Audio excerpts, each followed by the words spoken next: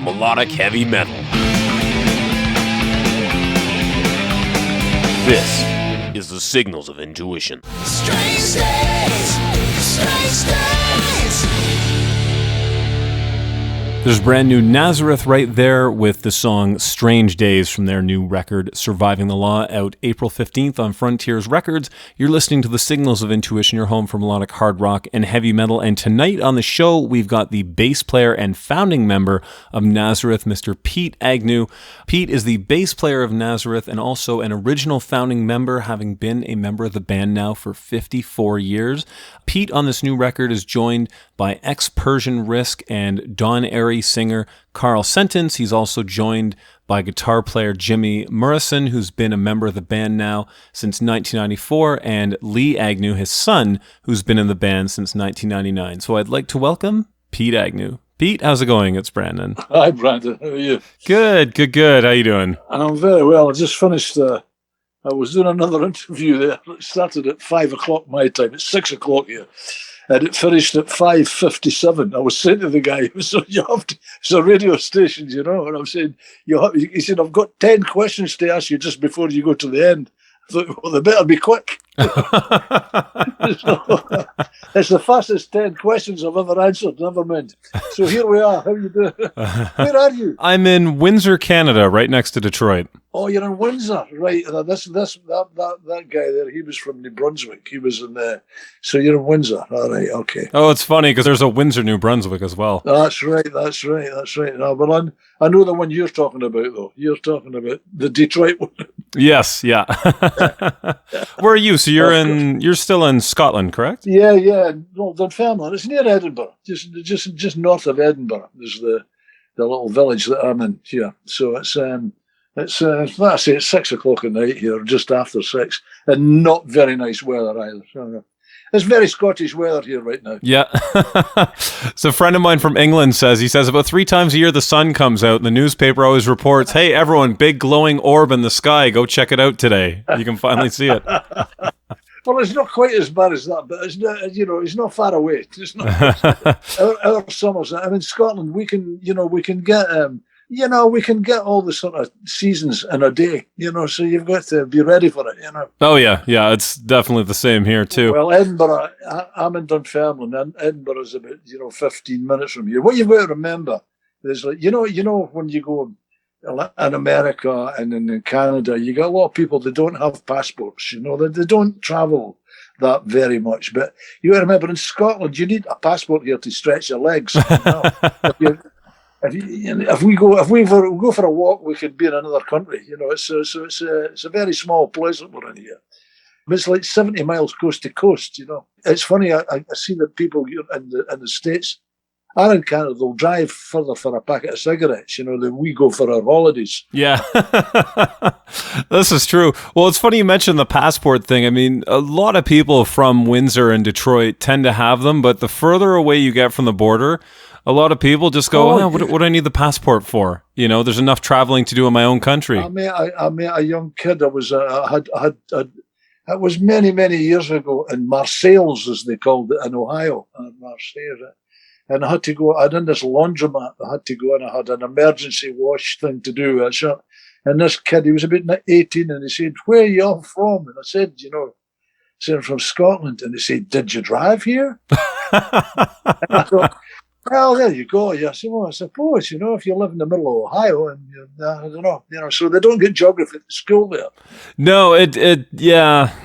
You find, people who are a lot more worldly who understand, and a lot of people just, do you drive here? I mean, maybe in the future I might be able to. Well, it's getting like that. Aye. That's funny enough. Well, we should have been, playing in Kiev tonight in Ukraine. This is where we should have been. And I should have been in Russia. I should have been in Russia and St. Petersburg yesterday. Really? So we were doing a Russia-Ukraine tour, and we've got Kiev tonight. Kharkiv would have been the day after tomorrow, and then Zaporizhzhia would have finished the tour.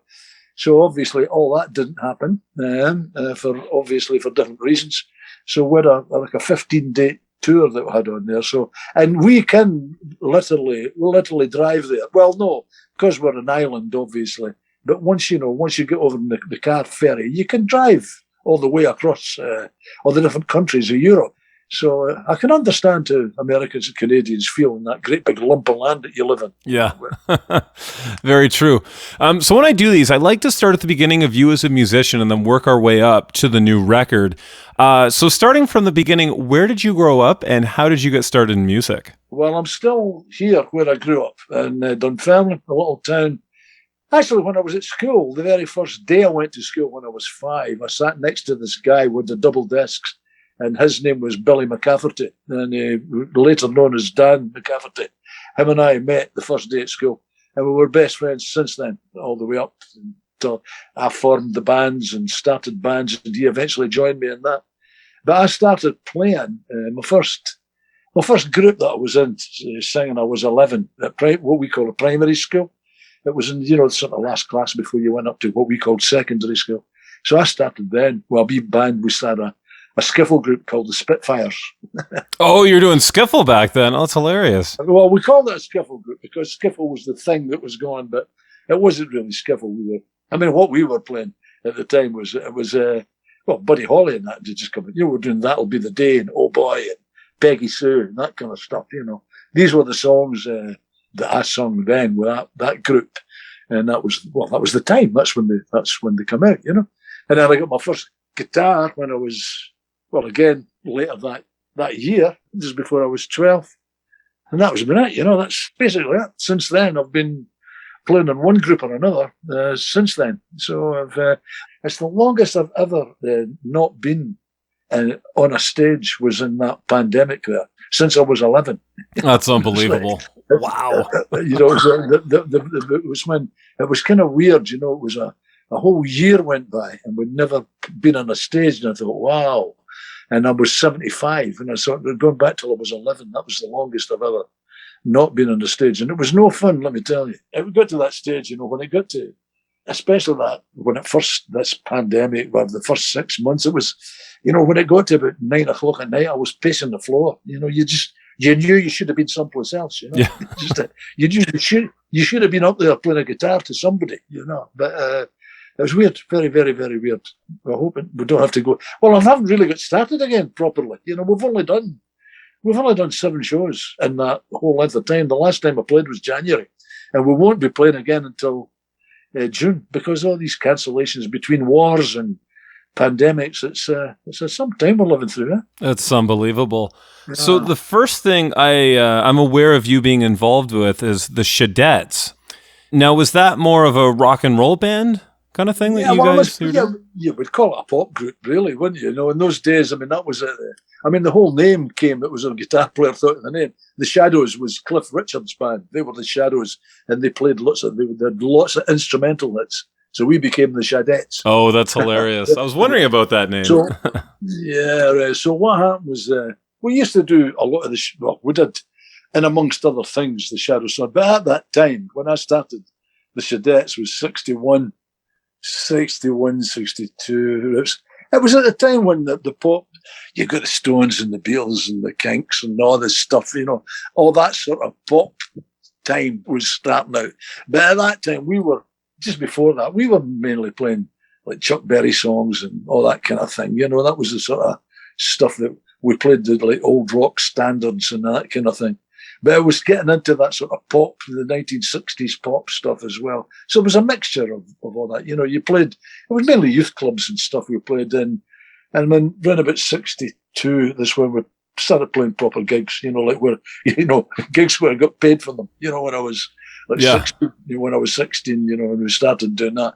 And I was basically it was my band, and I was the singer and rhythm guitar player. And we played with a band like that for up until about 65. A couple of guys joined. 64, Darryl and Des, his pal, they played in another band. Darryl joined as a drummer, and Des came as another guitar player. And him and I used to do a kind of double vocal thing. We both played a kind of rhythm guitar. And then he left. He wasn't in the band long, and we wanted to keep up this kind of, the 2 vocal thing. It was we'd done this. Yeah, it was quite a good. It worked quite well. So somebody said at the time, Dan used to run about with us. Dan used to hang out with us and travel about in the van and that because Yeah, well, he knew all the band. It was good for getting girls, wasn't it? Yeah. When he was that age. And we said, somebody said, well, what about, see if we get Dan? Would you maybe Dan? We thought, well, he can sing. We've heard him singing in the van and that, so we'll give him a shot. And that was that. We got Dan in, and that was it. And him and I did a sort of a double vocal kind of thing. We did a lot of different stuff at that time. There was soul music was really big at home at that time in Scotland. You had a lot of, I know it sounds daft, but Scottish soul bands. You did, it was all Sam and Dave and Bob and Earl and all the Temptations and all that stuff, It was all going, all the Stack stuff, Otis Redding and that, and then the Tamla thing started. So we were doing all that kind of thing up until, for years. At that time, I'd stopped playing rhythm guitar, and the two of us just sung. And then eventually we had to get rid of our bass player because he was never showing up in time for the gigs.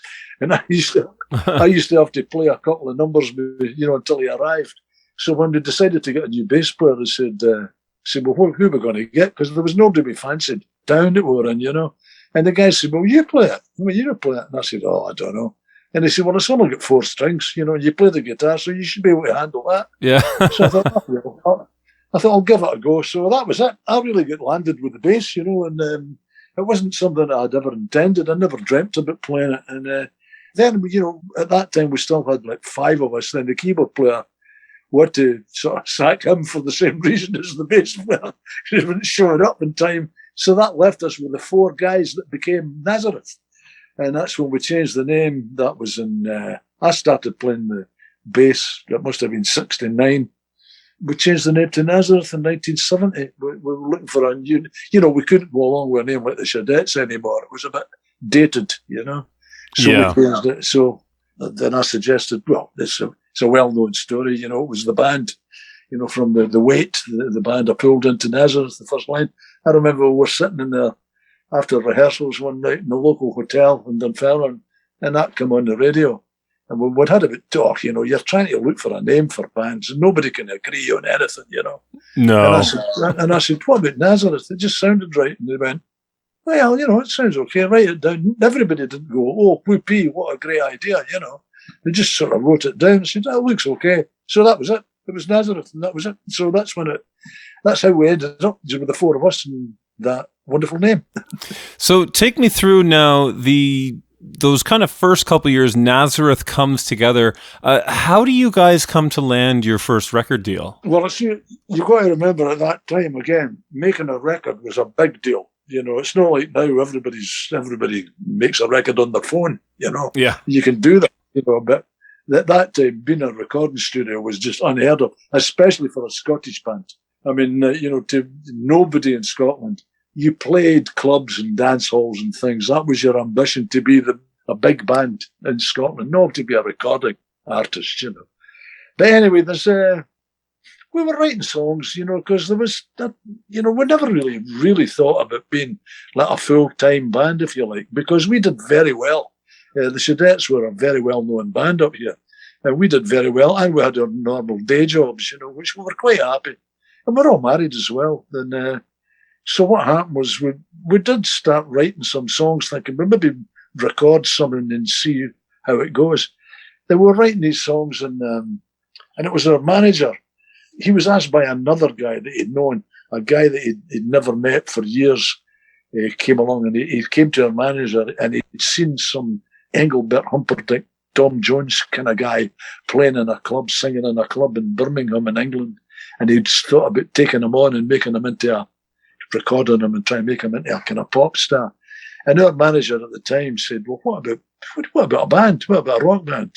And he said, well, I don't know about that. This guy, by the way, was talking to him.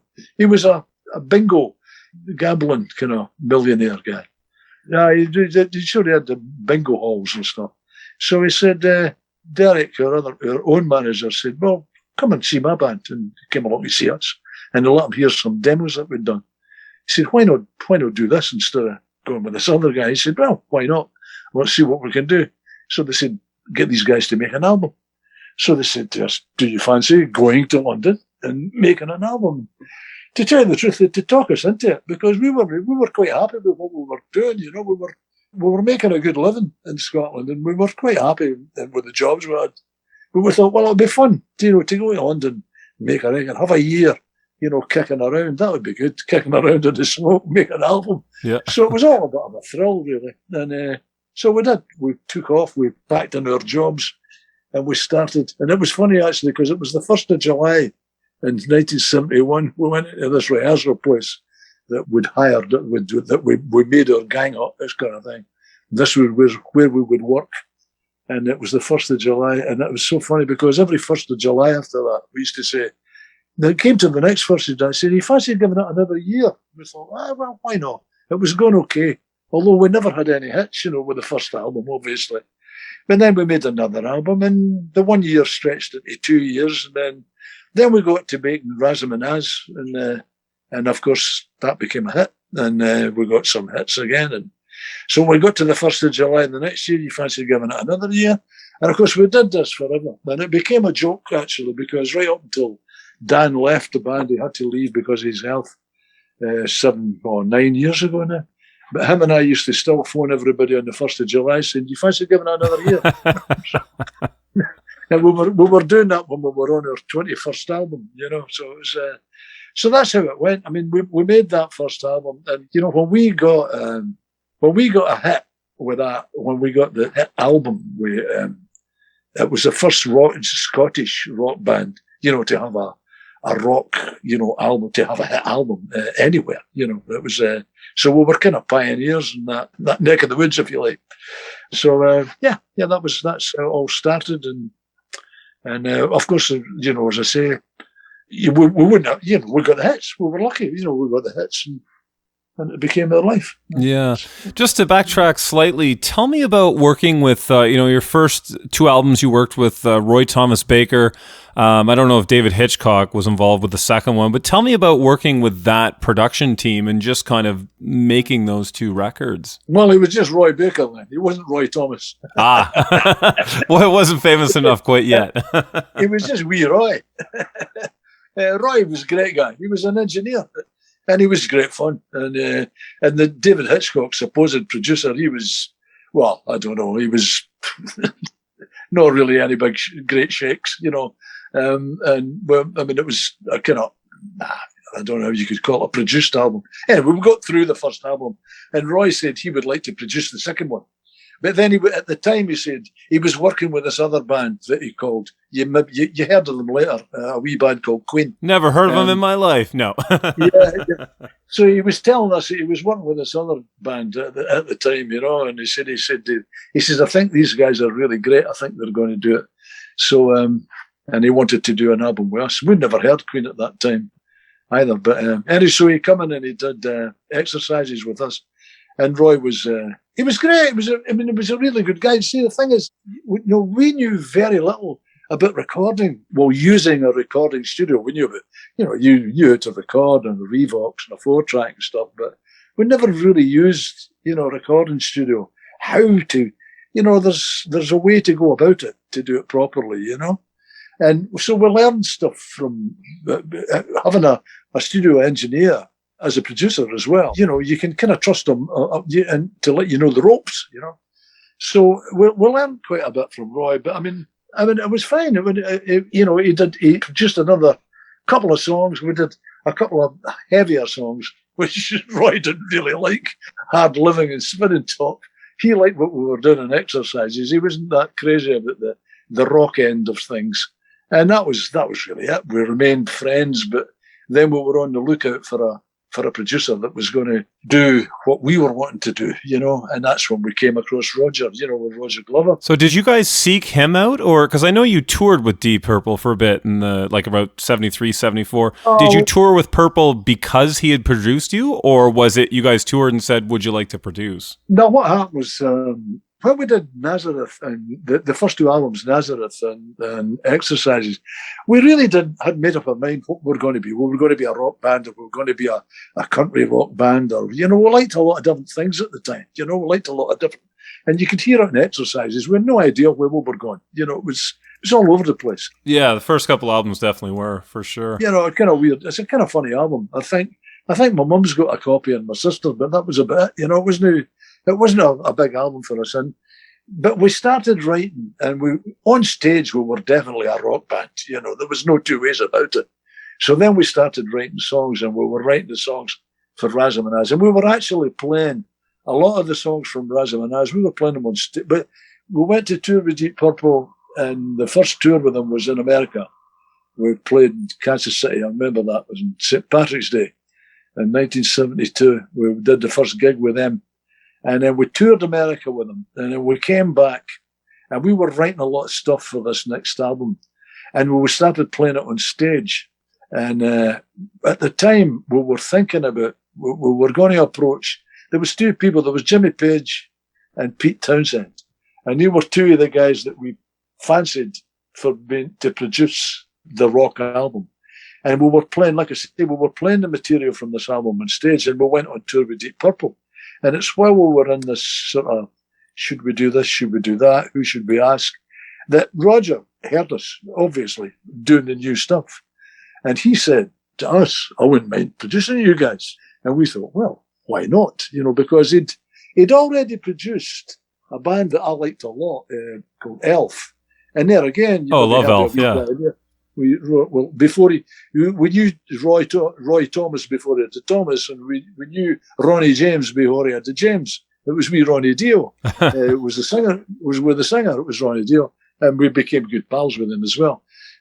So we liked what Roger had done with them, him and Ian Pace. So we liked that. So he quite fancied having a go at producing us, and I'm so glad we got him, because that's when I really that felt to me. When we did Razamanaz, that really felt like my first album, you know, properly. Yeah. You know, that felt like me knowing what I was actually doing and enjoying it, not just getting through the session, you know, it was actually enjoying playing it, you know, and it was, and a lot to do with Roger, and you know, he knew where we were comfortable. He knew just exactly how the band was, and he was another musician as well, you know.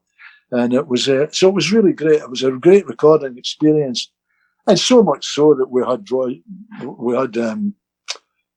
Roger for the three albums. You know, then we did Loud and Proud, and we did Rampant with him as well. You know, so it was a great team. That it was a really great team, and it's what set us off. You know, what set us on the road to what do you want to call it? Yeah. It's funny, you know, speaking of a song from that time period, and, you know, because we were talking about Canada, one song, I thought for years before, you know, the internet really became a thing and what it was, I thought for years you guys were Canadian, because I always heard This Flight Tonight on Canadian radio. Aye. And it's so funny. I didn't know that was a Joni Mitchell song either, so That's it would right. count as Canadian content. How did you guys come across that song and decide to record that as a cover? So it's like any cover versions we did, it came from when we used to be travelling around through the night in the van. You know, we were coming back for gigs, going to gigs when you were travelling all over Europe, you know, playing in the big Merc van with all the guys bagged together. And that was the tapes you were playing, you know, and that was one of the ones. I mean, we loved Joni anyway. We loved everything that she wrote. You see, the thing is, everybody thinks that we were all running about listening. We didn't listen to Black Sabbath. Yeah. Little Feat was our favourite band of all time, and still is for me. Jackson Browne, you know, Randy Newman, Warren Zevon. I mean, we liked a lot of stuff, you know, a lot of different stuff, you know. And Joni Mitchell was just one of the best ever. And we used to play This Flight Tonight quite a lot. And then when we went in to do Loud and Proud, we'd been playing the music to Roger, and he said, "Why don't you do that one? You know, like, because you know you could do something with that."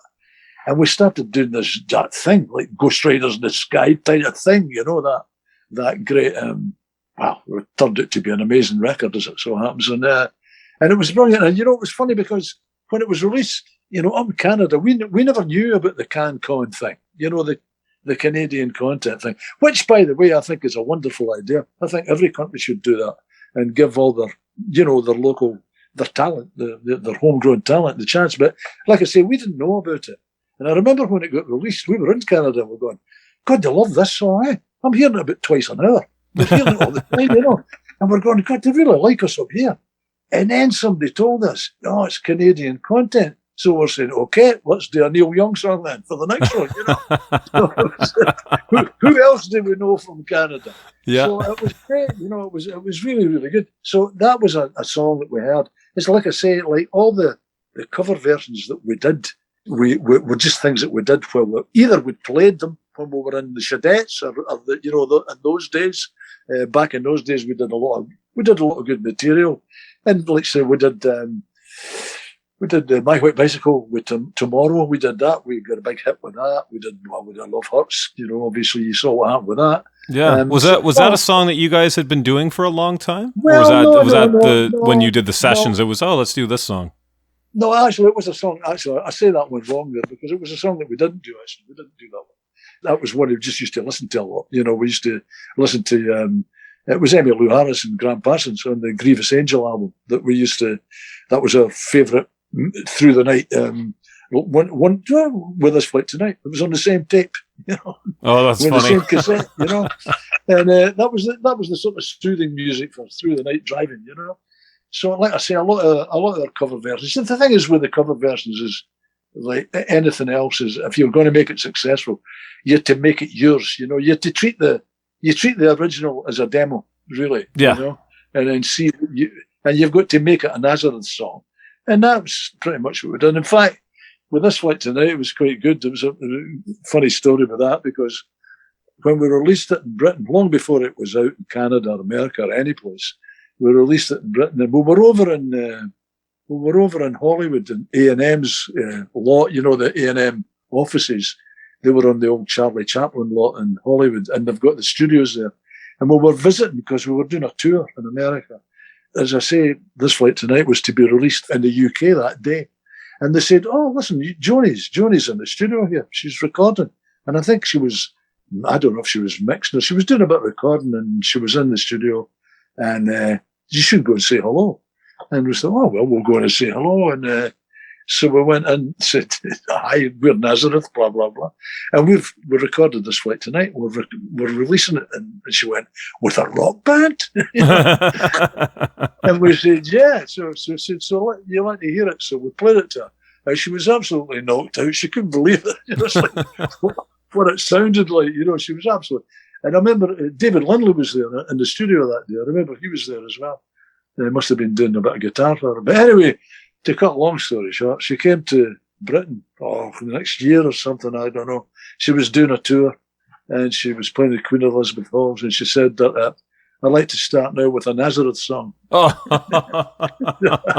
So we thought that was quite nice, So, yeah, that was a good one for us. And like I say, that's when we came across the Canadian content thing, So that was a lucky break, really, I like to think that the record would have been a hit anyway, but I mean, it was a hit every place else. I mean, it was, well, except America, of course, but it was a big, big hit. I mean, it was number one in Germany. It's still the biggest sort of European kind of hit that we had, that one. Oh, that's crazy. Yeah, North America is definitely, Hair of the Dog and Love Hurts, but I don't know about the States as far as This Flight Tonight, but I know Canada, you hear it all over the place. Well, I'll tell you what it was. It was huge in Detroit because of Windsor.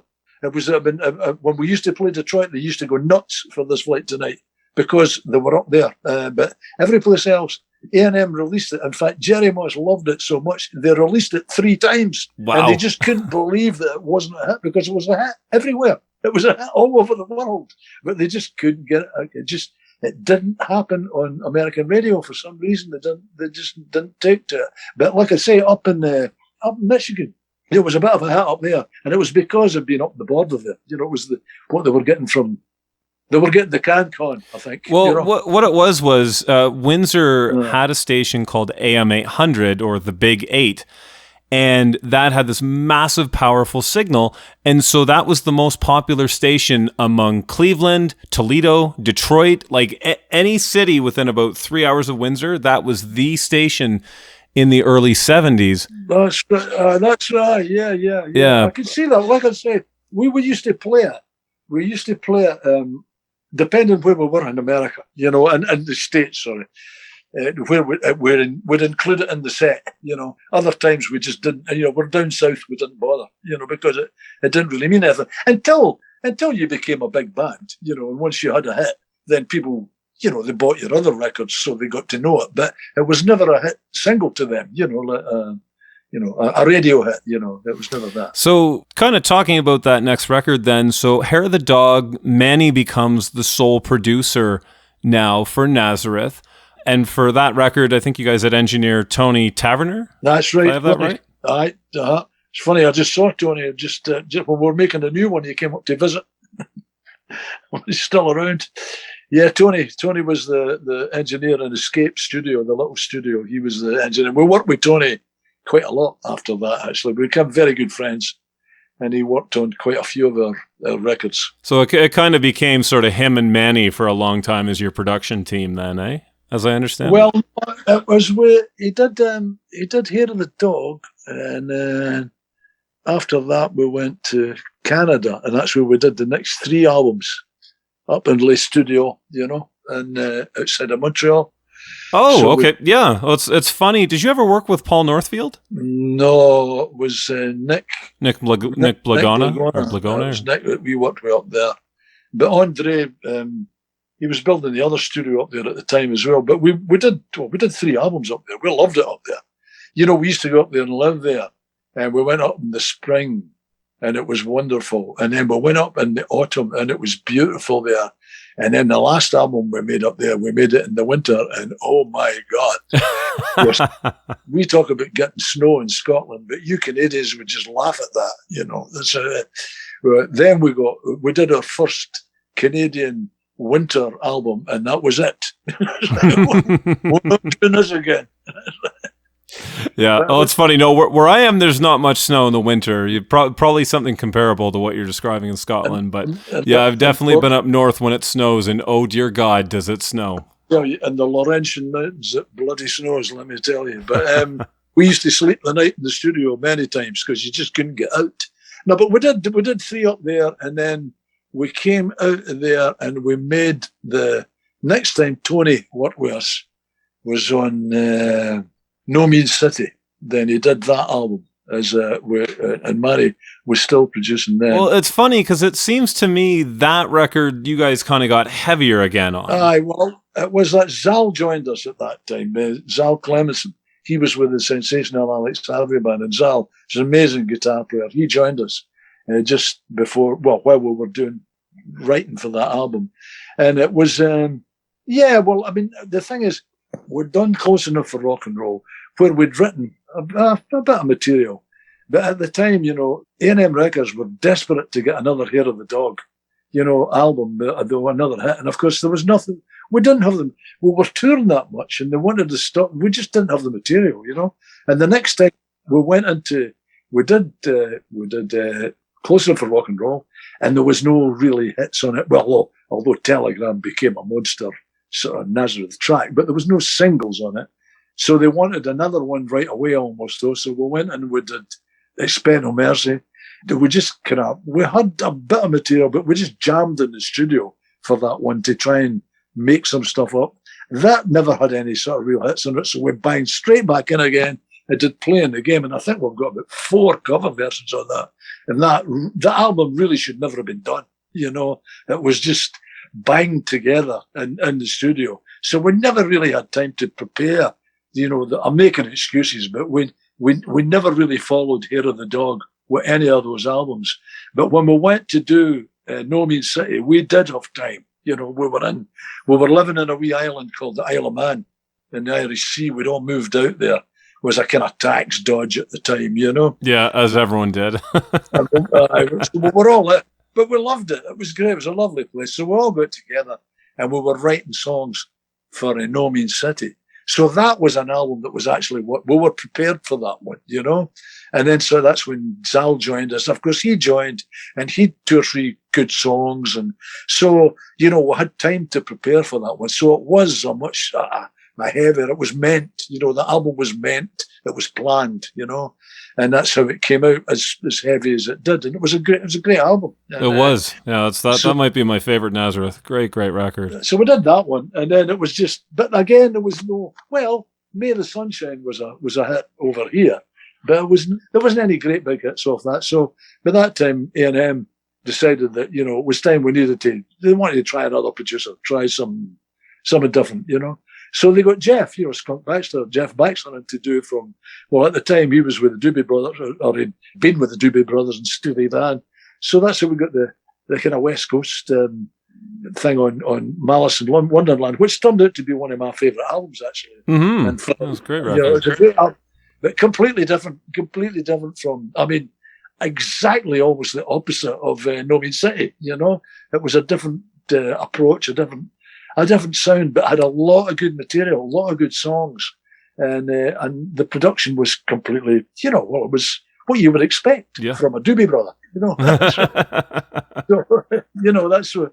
So we had that, and we did that when we did that we did half of it in the Bahamas, and we did half of it in Hollywood, and there, yeah, that's right. And then so the next one we went to Montserrat, and we did I'm getting lost because I've made that many albums. When you have that many albums, it happens. This is like a test. I should have put a list up on the wall here for when you're going to talk. The next one was it was the Full Circle, and that's when we had Jeff Emmerich. He was the man as the engineer. Well, he had pretty good pedigree because he did Sgt. Pepper, and he did the White Album, and you know, he did all the Beatles huge stuff. I went to a talk at NAMM with him, and it was like the most mind-blowing hour of your life, you know? Like at one point he pulled up Tomorrow Never Knows and played some alternate mixes and stuff, and it's just like, oh man, this is unreal. Oh, he was a great guy. He was a wonderful man to work with. Very, very quiet, very quiet. I mean, and he loved working with Nazareth as well. He thought we were a bunch of animals. Like, you know, there's all these wild Scotsmen, but we got on great. Anyway, we did that album. And again, that was another, you know, that's another Jeff Baxter production, a little bit softer than, a hard rock album. But that was a good album as well, a lot of good stuff with that. To tell you the truth, I've enjoyed just a bit. Yeah, but I have enjoyed all the albums that we've done, and there's never been two of them that were the same. And that's what I liked about being in Nazareth. And I think that's why people who are Nazareth fans like Nazareth, because, you know, you're not going to get Hair of the Dog Part 2. If we're going to make another album, it's going to be different from the one before, because, just to keep ourselves interested, if nothing else, you know, I could never have existed in one of these bands that this is their sound and this is what they do and that's all they do, you know. That would have bored me to tears, and I think Nazareth would have disappeared if that had happened, you know. And I think what kept us going was because we were interested in doing different things, really, you know, and trying to be a wee bit more diverse, you know, not just, you know, just say when you know, when they describe us, we usually just say we're a rock band, and that's it, you know. I mean, I keep seeing this as heavy metal. I mean, I've been described as heavy metal, and I'm thinking, what, Sunshine and Love Hurts, Dream On? You guys have your moments. There are some definitely heavier tracks. Oh yeah, but I mean, for every heavy track, there's also, like you say, a sort of Doobie Brothers vibe or something like that. You know, you guys span the gamut. We like to rattle out the odd riff in that. You know, we enjoy it. I mean, we like to make a bit of racket. I do, but I'm just saying, I wouldn't want to do only that. You know what I mean? You know, just you get that kind of. I'm jumping away ahead here, but we've got a track on this one. The new one is Strange Days, which is just phenomenal. And very heavy. Again, that would be your metal right there. It's incredible, but you don't use it in every track on the album. You know what I mean? You know, you don't say, well, that's the sound of the album. It's not. It's the sound of that track. You know, and that's how we try and make records like that. You know. Very true. So just before we dive into that, one thing I wanted to ask you about is Crazy: A Suitable Case for Treatment. Tell me about your involvement with the movie Heavy Metal and how that came to be on the soundtrack. Well, I'll tell you how it happened. It was we were coming back from an American tour, and our manager was sitting in the plane, and he was sitting next to me, and they said this. He'd been talking to Irv Azov, who at that time was the Eagles manager, right? And he said they're doing this movie. And he said they were looking, you know, we were talking about material. He said, and I told them you guys had a great track, you know, for it. He said, so he would like to get it. I said, what track's that? I said, well, no. He said, well, you haven't written it yet, but he said, but I don't know. And we thought, oh, very neat. So when does he need this? Now, let's say this was Monday, right? But we're flying back. So we got back Tuesday morning, you know, into Scotland. And he said, well, it needs to be, I think it was Friday or something. They had to have the track in Hollywood. Right? Oh my God. So we come back after a 6-week tour in America. So you're absolutely done in. Plus you're jet lagged when you get back, to Scotland. So we went home that day. The next morning we got into the studio, right? And we got in there and we started jamming. And it was like the 5 of us at that time, because Billy was in the band, Billy Rankin as well. And we were jamming in the studio and we came up with this idea. And that was on the Wednesday. We worked all day on the Wednesday, right up to the night time. And we worked right through it. It was to be there on the Thursday. That's what it was. We worked all day on the Wednesday, wrote it, recorded this thing through the night, had to go and sleep, went to this hotel in a wee village next door for 4 hours, went to bed, got up and come back and started recording on this thing again. We finished it we started about 7 in the morning. We finished about 11. They mixed it in about 2 hours, right? And our tour manager was there. He waited to grab the tape over to Edinburgh. They held the plane. British Airways held the plane for him to fly to London to go on the flight to Los Angeles with his tape. So that's how crazy it came about. How we wrote that song. And it was crazy, let me tell you. It was really cool. And he got there on I think it was the Thursday or something like that. So we started in the morning, whatever the Wednesday, and it was in Los Angeles. We had nothing when we went in the studio, and it was a fully written and mixed song. And it was incredible, and that got through. And it was, you know what? It came out, that thing. We delivered that thing, and we never thought any more about it. It's one of these things you do. We were in our days, and we did it, and it was done, and that was it. And then I think later we went into the car, blah, blah, blah. And it was years went by, and absolute years went by. And somebody talked about this movie, this heavy metal, this movie. And we said, what is, because we never knew what the movie was called, Just, we need a song for a movie, and then time goes by and you don't hear anything. We didn't know what was the name of the movie. We just knew it was a movie for them. Because we'd had songs, sometimes they take bits of your songs and put them in the movie. And somebody said, the Crazy, A Suitable Case for Treatment is in that movie. Is it really? So we went and got hold of it so that we could get to hear what it was, And there was our song right enough. And it was actually, it was a bit disappointing. It was very quiet. But it was there. And I thought, there. So, but I mean, the movie had been out for years before we actually ever, heard the track in the movie. It's a good song, actually. It's a good track. I was going to say we had a lot of fun writing that. We did. We were exhausted, but we did have kind of, definitely the creative juices were flowing that day with everybody. It was a cracking track too. We got our engineer again. We got him to play piano on that. He was mixing with, this needs a bit of piano in here. So Callum came in and played on that, and it was. It was a pretty wild track, that. Pretty well. Yeah, it turned out great. Yeah, it's one of my favorite Nazareth songs. Did you guys ever play that in the set or no? Oh, no, never. I mean, no. Absolutely. No, I never. Like I say, we recorded it and forgot all about it. And then it was... You have to relearn it from scratch at this point, I'm guessing. That's really funny, actually. You do things, you record things, and you do... Especially the B-sides of the things, what you'd do is you'd wait until you had a few drinks some nights after a recording session and say, right, we need a couple of B-sides. So the guys would go in and jam, and you'd come out, usually a kind of bluesy, so whatever, and bang something together and say, oh, that's quite nice, that's good, bang it out. And you'd never really hear it again, that kind of thing. Yeah. And it was one thing, you never do it. And it was one time, my wife said to me, she came in and she says, what's down? And I said, well, there's up and there's down. She said, no, don't be funny. The record down. She said, what is that? What is that one? I said, I don't know. Who did it? She said, you. I said, oh. So I said, I don't know. I can't remember. And what it was, how the magazines used to come out and they'd give you those plastic cover, these plastic things that you'd put over the top of it. It was a song. It was a very thin. Like a flexi disc? And they put it on the top of a record, and you could play it on your turntable. So it was one of these, and it was all scrunched up in the kiddie's toy box, so we couldn't play it. So I remember saying, but I'll find out what it was. So I went to see the guys. It was one of the times we were rehearsing or something. And I said, oh, by the way, what's Down? Do you remember Down, the track? And they're going, no, what's that? I said, well, it's us, because I've seen it written on this thing. It's us. No, I can't remember. So anyway, blah, blah, blah. Time went by. And one time we were touring in Germany, and there was some jukebox, and it was one of the singles were up there. There was a single, and on the B-side, right, was this Down. So everybody went, hey, right, listen, this is Down. It's Down. Let's play it, right? So we got, well, going to reckon. So they put it on, and everybody looked at us and went, no, still don't remember that. Still don't remember that. So we said, God knows, what did we have to drink the night that we did that one then?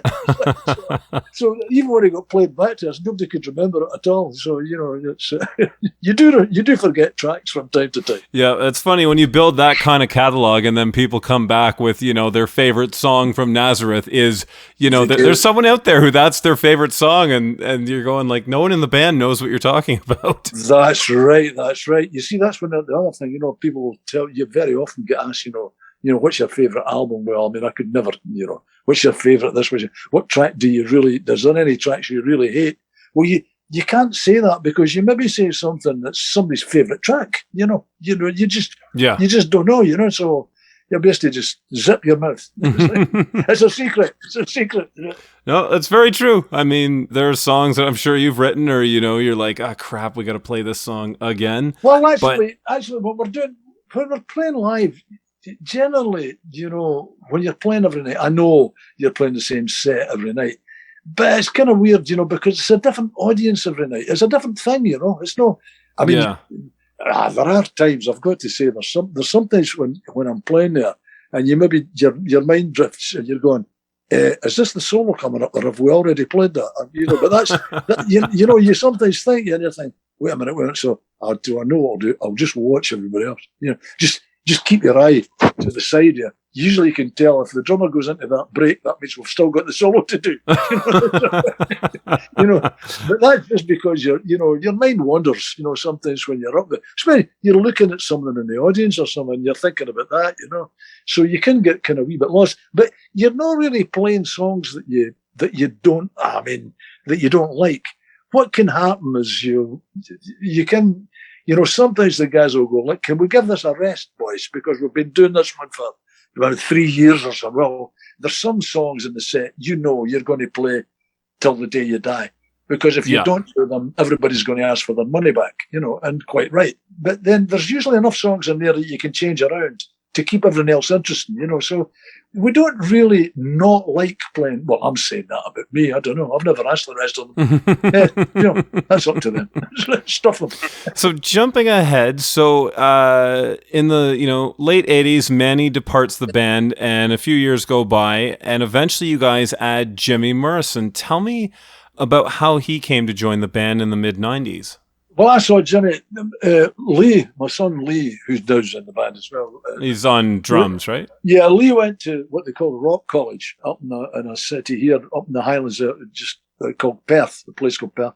And they had a rock music course up there, this college. It was a great place. And a lot of the young guys, you know, they're really good. You didn't go up there to learn how to play. You had to be able to be, you know, you had to be a good player to get in, you know. And when Lee went up there, he met Jimmy. They played in a band in the college. There was a band they had called Trouble in Doggyland, was the name of the band. Great. I love the way how students name their bands. They get great names. Trouble in Doggyland. And they were writing songs. They became quite a unit, actually. They were writing songs and stuff. And Jimmy was writing quite a lot with them. And they recorded some stuff. And I actually tried to do something with them, you know, to, you know, let people hear it. Well, anyway, we never really got a recording thing for them, but I'd heard Jimmy playing then. So when it came to looking for a guitar player, actually we were playing, the very last gig that Manny did with us was at the football park in Dunfermline. Lee and Jimmy and them, they Trouble in Doggyland, they were on that bill that day. There was a 6-band bill. And I remember at that time, I'd quite liked to ask Jimmy to join us, but I thought, I can't pinch my, you know, the guitar player from my son's band, you know, no, not very nice that. So what happened is we got Billy back in again, because Billy had been with us before, Billy Rankin, and he'd been away again. He'd left the band and he was away on his own for 7 or 8 years. Yeah. So we got Billy back in, and he was back with us for about another 4 years, from when Manny left from 1990 to 94. beginning at the end of 94. So when he was out the band then, Jimmy, was no longer, well, Jimmy was at a loose end, right? So we asked Jimmy to come and have a go, playing with Nazareth. So he was delighted actually to have the chance. So then he came and started with us, and that was it. And Jimmy's now, well, he's been the longest serving guitar player with Nazareth that we've had. I mean, he's been with us now for 27 years now. That's Jimmy's been playing with us. And it was not long after, well, it was 4 years after that, when Darryl died, Lee was in the band, so him and Jimmy were back playing together again, but only this time they weren't in trouble in Doggerland anymore. They were in a lot more trouble in Nazareth. Yeah.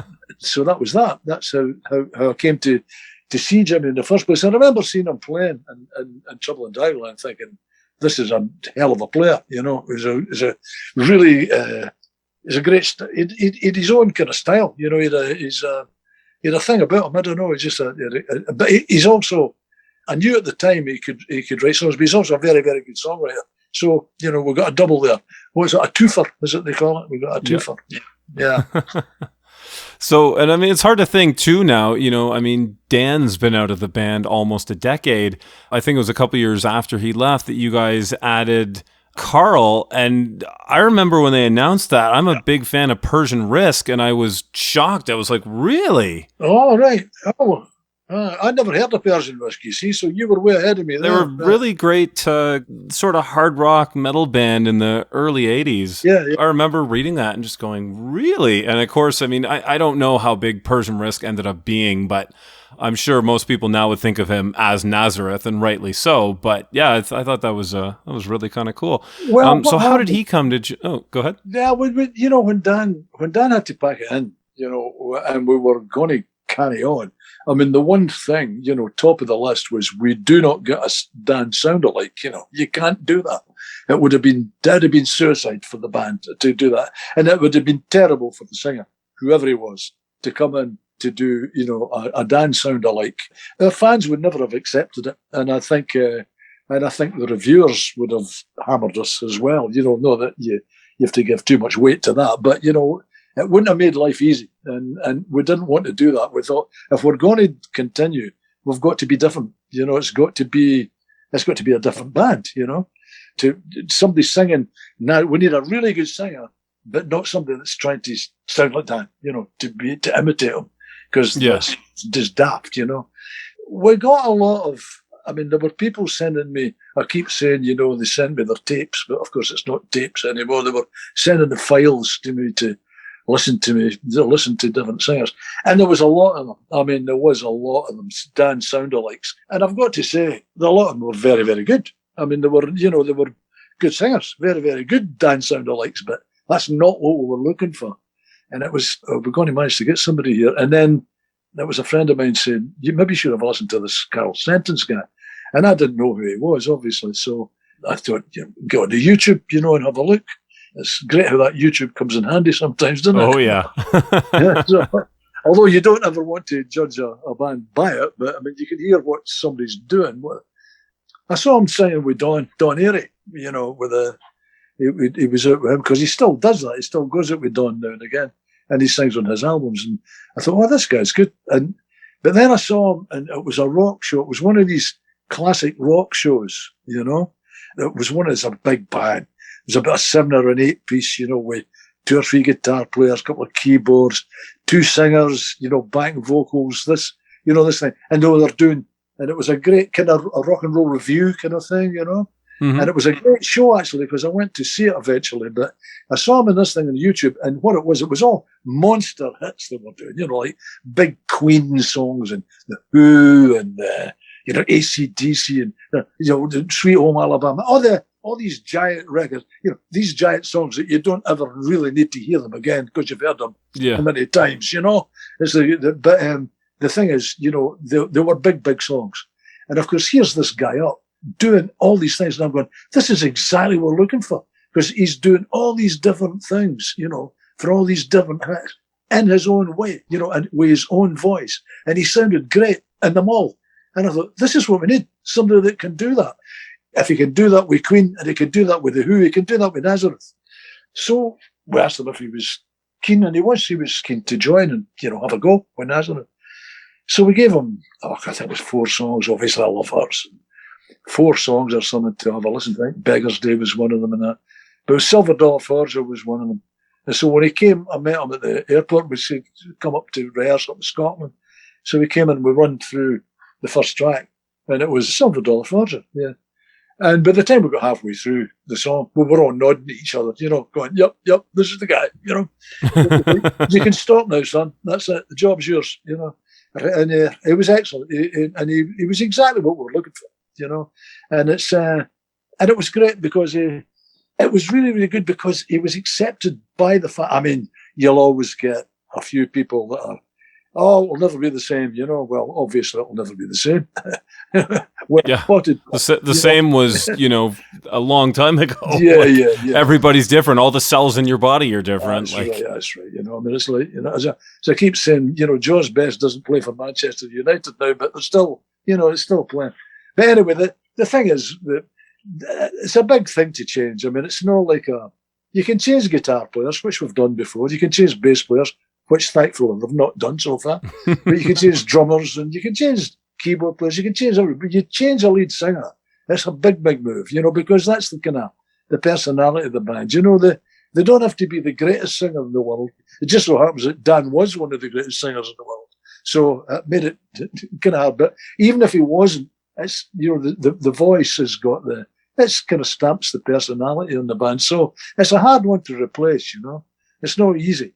So when we got in, you're thinking, well, your fans, you've accepted it. You like it, what you're playing. You like what it sounds like. But, the fans like it, And I've got to say the great majority did right away. He'd never got any hard time whatsoever, from the minute he got on stage. Yeah, you always get one that's going, shake the head and go away. But generally, he was accepted by the Nazareth fans, which was wonderful. I was happy for us and I was happy for him. And happy for the fans that they actually did like him. He's really good on stage. He's got a very good stage presence. He's very, very good live. So he handled that no bother. And then, of course, what happened was the big test was when we went in to do our first album. And we did Tattooed on My Brain, which was a great success. It was a wonderful album. One of the best Nazareth albums that we've ever done. Not just, I thought it was great. It's a great album. And it's so much so that we found it was going to be hard to follow it. But I think we have. But anyway, he came in, and that's when he got to be able to show, this is what I do. This is Nazareth with me. And I'm not singing somebody else's song, I'm singing, these are all originals. And it was great. And he put his stamp on it there. And it was great. And it worked. So it's worked out great. It could have easily, it could have went the other way. You'd have just been always just filling in for Dan. You still see it if you go onto our Facebook, if you look in there and you bring out especially with the new album coming out, and and you're bringing out tracks that are coming out, and you get all the comments. And there's a lot of them, and Dan will always be, as soon as you bring out a new album, he'll always get mentioned again, not when you're doing the live shows so much, but when you're doing a new album.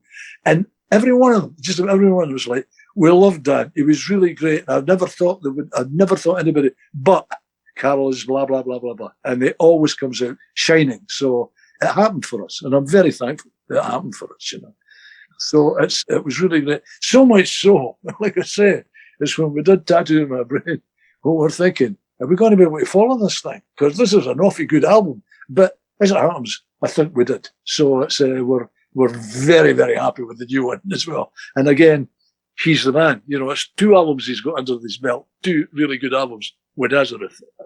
As a Nazareth. Yeah, no, I've been driving around with Surviving the Law for the last couple of weeks in my car, and I gotta say, it's absolutely killer. I can't say better or worse than the last one, but I can say I'm really enjoying the new record. It's different. It's funny how, you talk about like the voice of the band, because if someone just put that record on without me knowing and said, who is this?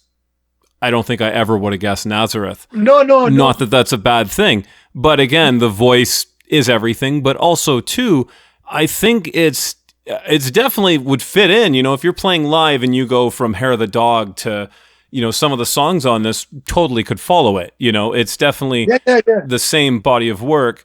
But, you guys really have something special here with the new sound and feel of the band, because it still fits in with what you're doing, but it's still its own thing enough, like you say, to be interesting and continue the legacy. See, when you're saying you put it on and you wouldn't say it was Nazareth, right away. But we used to get that when Dan was with us. Sure. Because we would change the sort of styles and numbers, and people go like, well, who is that? Well, it's Nazareth. But Dan didn't sound the same on every track. He would sing things in he had different voices that he used, like when he... I grew up as a kid with your greatest hits.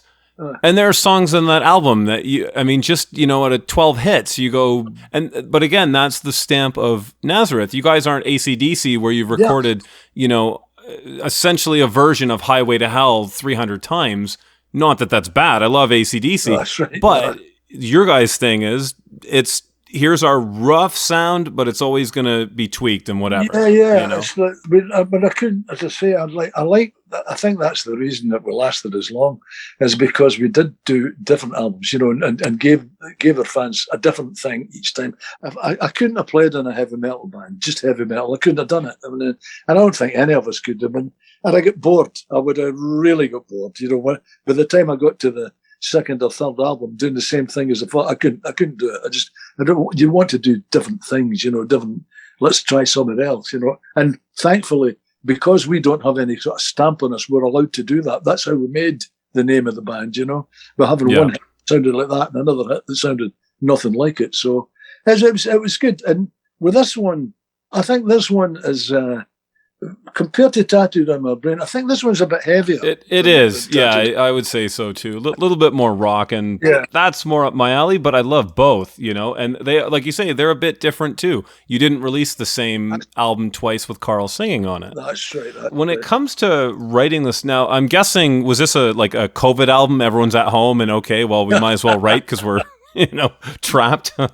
Yeah. So I've been saying to everybody, it was written in jail and recorded on parole. Because when we came out to record it, it was still all these rules were in, it was still quarantine and, all this nonsense. And what happened is, we went into this lockdown thing. It was funny because we'd been in this lockdown for about three months, but after about 8 or 9 weeks, Jimmy had sent me about 12 songs. I thought, spot the man who's bored here, and it was, and they were all really good, and he always does very good recordings. Jimmy is in his home studio. It almost sounds just as a record he makes, and it was all these, and I thought, God, if they keep this up, what we're going to have when we're going to do this album. So when we did get about a year and a half, when we decided that we were going to record, everybody had been writing songs, and they were sending them to each other, and you say, whoa. So normally you would wait until you got to the studio to weed out, what songs you're going to do. But we thought, we're going to do this long before we get there because there's too many songs, So we had to, we were sending them to each other because we couldn't see each other, we didn't meet each other. So we're sending things back and forward and saying, all right, you write down your favourite 6 of this, and you write down your favorite, and then you would take a look and say, all right, okay, right, well, we all like that one, Right? So, and there's 3 guys like this one, and that kind of thing, So it was kind of chosen like that. But then again, what's going to fit? Not, just because you can really do whatever you like on an album. You can do different tracks, but what kind of followed the mood that give that atmosphere to the record, and I think it was the right set of tracks that we picked. I mean, there's a lot of tracks that didn't go on it. Nothing wrong with the songs. But then again, actually, it was because of the pandemic, I guess, is Jimmy and Carol both recorded solo albums as well while we were doing... While you're in jail. Well, before we got into recording, when we were choosing the songs that we wanted and things, then the ones that they'd written, that they had their solo albums to do. So a lot of the songs got used on their records, on their solo albums. So the songs that didn't go on Surviving the Law didn't go to waste. The guys had them on theirs, So they've both got two really good albums, actually, two very good albums. So you could say that we've actually done 3 albums. It's like, Yeah, really. and yeah, and a lot of those songs that you're hearing on their albums, because it could easily have been on the Nazareth album, it was like that. And there were still songs left over, because just one of these things. It just, well, not just one of these things. It's a strange time, wasn't it? Strange days, as we say. Yeah. It was strange days that we had, with all that time on our hands. And there was, we've never had that length of time to just think about writing songs, But it was fun. Again, it was kind of funny, because it was weird, because you were, at least for me, I felt kind of strange. I like kind of being on the move, when I get a lot of ideas when I'm driving in the car or in a tour bus or, in the hotels or backstage. When I'm kind of around, I tell you, going using energy, I guess. So sitting in the same place all the time was kind of weird, I had a kind of a lot of quite introspective songs. That's how I ended up just like with one song on this album, because the other ones I was thinking, these are not really Nazareth songs, I think, so I ended up just doing You Made Me, so that, because the guys heard that one and they said, well, we want to do this one anyway. So it was a good one to close the album, because it was completely different from everything else that's on there, and I got to sing a song, so it was, but other than that, I think everything else is sort of rocker material. Yeah, I mean, for the most part, there are a few other songs. What, if you had to pick a few songs, what are some of your favorites from the new record? I see. There's that. There is. I mean, at the moment, I'm liking them all. You know what I did? It was funny. The last week there, the guy Keith, the guy does a website. I said, the things are. He said, I'm really dying to hear the album because I've heard lots of bits of it on iTunes. And I said, how's that? He said, well, they've got it on iTunes. You can go into iTunes and it's got all the. You press the little bit, the little circle goes round and it plays you a minute and a bit. I thought, oh, right, I've never, okay, I'll go and check that out. So this is what the people get to hear, is it? Okay, let's try this. So I was putting it on, I'm going, oh, that sounds great. And then I put the next one, oh, I like that one, that's great. Oh, this is a cracker. Oh, that's great. And in 10 minutes, I've heard the whole album, and I'm going, I love them all. It's like, I really like them all. I memean, it's hard to say. I like, You Got to Pass It Around, I love that one. I like Strange Days, Siggies and Booze, I like a lot. There's that many of them on there. Like I say, it's every time I play it, I'm not really, I'm not used to listening to the album as an album yet. When you've recorded, you hear the stuff that much that by the time you finish it, you're sick listening to them. By the time that thing gets mixed, you're going, I really don't want to hear that thing again for at least 3 months. Because you've been hearing it all the time. So I've never got round to just listening to it as it's still in my mind. I'm still in the recording studio with that one, But I'm getting used to hearing it as songs. Like I say, that wee trip through iTunes was nice. Just hearing a wee bit of each one of them. So it's there's not any one of them that I'd hang my hat on at the moment, because I'm happy to say that I'm enjoying listening to them all. There will come a point where I'll just go, oh, I'll listen to that track, or I'll listen to that track. Yeah. But the first two, I really love the way the first two go together. I like the first two tracks. It's a great opening to an album, and I like that. I've never really got much further than that. Listen to the whole tracks. Yeah, no, it's funny. I mean, I play in a band and we've recorded albums too, and I totally understand what you're talking about. Where you finish the thing, and first of all, once it's done, I find I test it out in like the car, drive home with it, and then I never want to hear it for about 6 weeks, because all you've done is, you've meticulously gone through the mixes and you've sung each part 50 times in the studio or whatever, and you're just like, by the time it's done, you're just, oh my God, I never want to hear the song again. It's funny, how you do that. I remember when we did Malice in Wonderland. And we were in Cherokee Studios in Hollywood, in West Hollywood. And we were in there, and Neil Diamond was in there, the Blues Brothers were in there, Harry Nilsson. Everybody, there's 4 studios and they were all recorded. And it's funny, you do the mix, you're in this studio that costs $1 zillion, you get to mix this thing, and you're getting the perfect mix, and they're mixing it. And then when they go, right, is that the mix? Okay. then they go out and they've got this old camper, van out in the studio lot, so they'll go out there and they get stick the tape in the camper van. This is how it sounds in a camper van. This is where you judge your mix, because this is how people are going to hear it when they're driving down the freeway. And I always thought that was really funny. We spent God knows how many dollars making a record, and then jump out into this old wreck of a van and through this cheap hi-fi sound. You can't even call it hi-fi, And this is what that's why we spent all this. So it'll sound good on this piece of junk. Yeah. So there you go. There you go.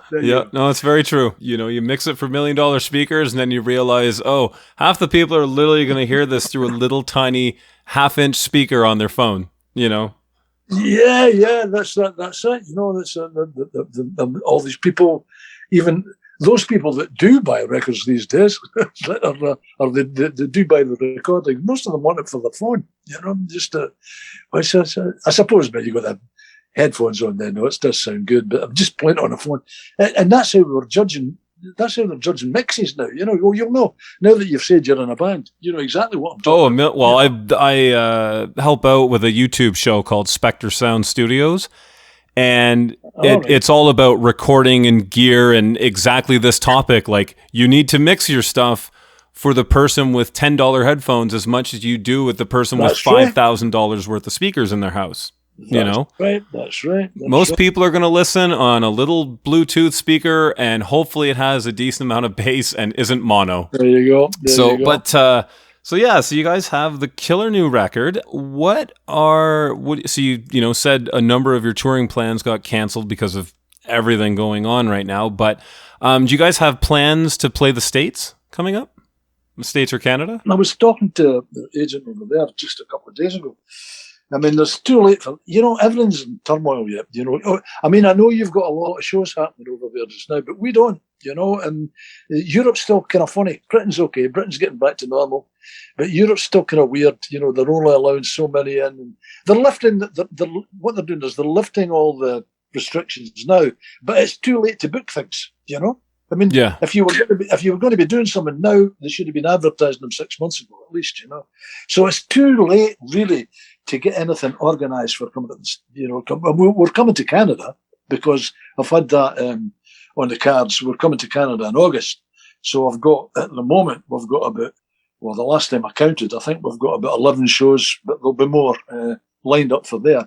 But we've got nothing in the States because we were supposed to do a tour in 2020, when it all turned to rubbish and we had to cancel it. And so we've never managed, because nobody was taking a chance to rebook these things because they get cancelled the next year as well. So you see, we booked them for the next year. Well, I don't know, nobody was very sure.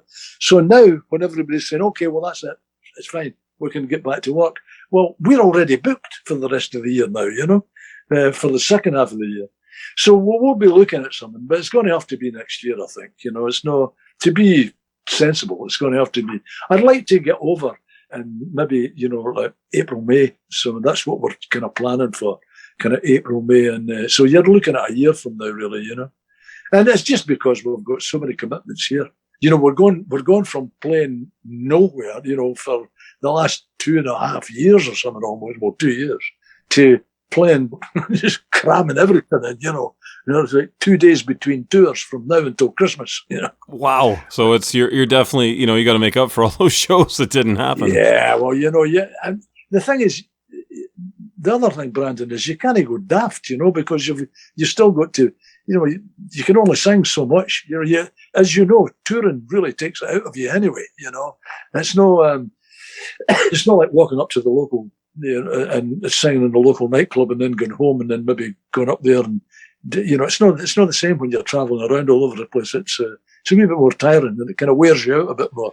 So yeah, well, that's the thing is you've got to have that hardiness, because it's hard sleeping on a bus and everything else. You need a wee break between the tours, So even although we're getting back to work, you've still got to have that week where, you to recover, after tours. But as I say, hopefully I would say the first half of next year will be definitely in the States by then. Now, do you have plans to do another record? Like, is it just kind of like it'll happen eventually, or are you guys already thinking about writing and other things? Oh, well, we're contracted. We've got to. It's simple as that. We own another one. Generally, try to do them like we can on it. 3 years between these days, you know. It's gone from the 70s where you were doing one a year, sometimes 2 a year. In those days, now we're looking at, I mean, even 1 every 3 years is quite good going for these days. So really and truly, this one that we're putting out now really should have come out last year, you know. We're usually looking at 3 years on from when we release one, so that would you'd be looking at, I don't know, recording in 2024, hopefully. Hey, by the way, I'm 75 now, so I don't buy the green bananas anymore, you know. So you don't want to be. I don't want to be saying too much. I don't predict too many things these days.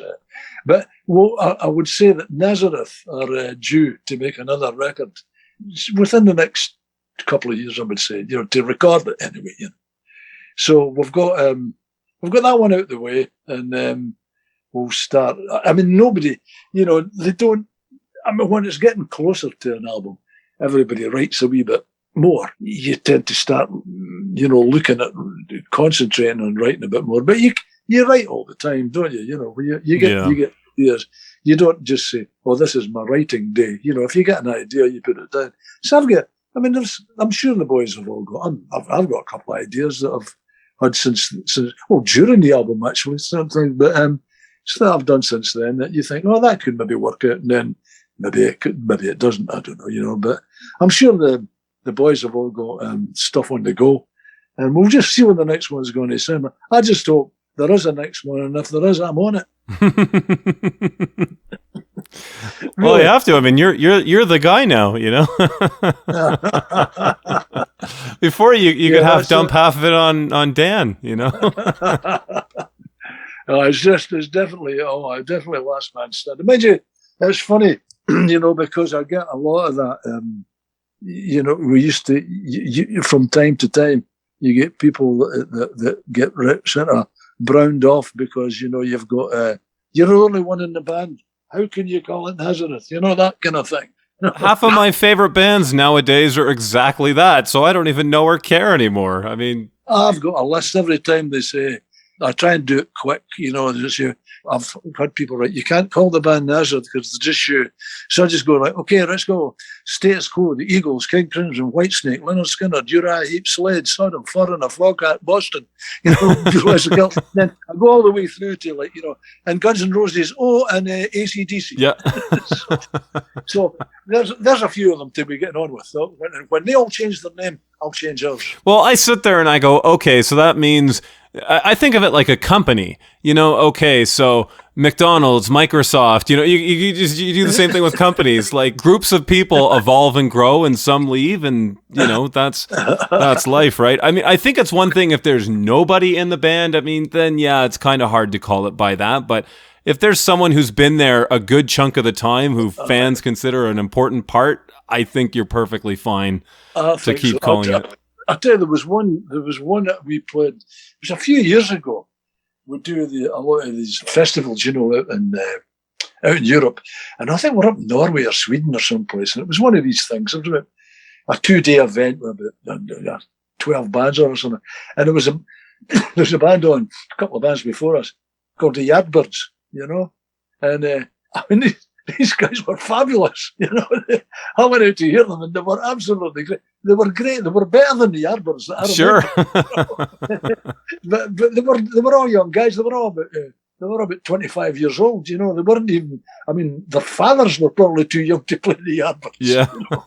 But you know, it's I don't know.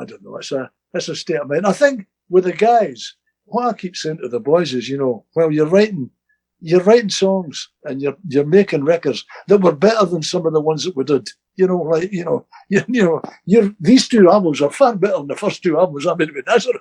You know, sure. You know, well, we won't worry about it. Just like, make sure you make a good record and we'll argue about it later. Yep, exactly. It's like, no, as long as the spirit and the energy of what you guys put together all those years are still around, then as far as I'm concerned, it's still Nazareth or still whatever other band. If you guys were to start putting out death metal, it's like, well, I'm sorry, that's not Nazareth. But this fits in perfectly alongside with, Hair of the Dog, Loud and Proud, anything else that you guys have done. So I think that right there, as long as you have that sort of vibe and feel, it's still Nazareth. Yeah. Well, I've said it always feels it's always felt like that to me as long, so every band I've been in, every lineup we've had, I've enjoyed. I've had a lot of good laughs with all the guys that have played in this band, and so, well, of course, I've been in them all, of course. But I've had a lot of good times. I've got no complaints. And on album 25, there, it was great making that one. It was as much fun as making any of them, Yeah, well, that's very true. All right, Pete. Well, thank you so much for taking the time to do this. This was fantastic. Loads of great stories in here. I had a lot of fun. I enjoyed it, Brad. It was good talking to you, man. And like I say, if we're up in your neck of the woods, if you're, give me a shout. Let me know and we'll meet up and see a gig or whatever. Come along, bring your band.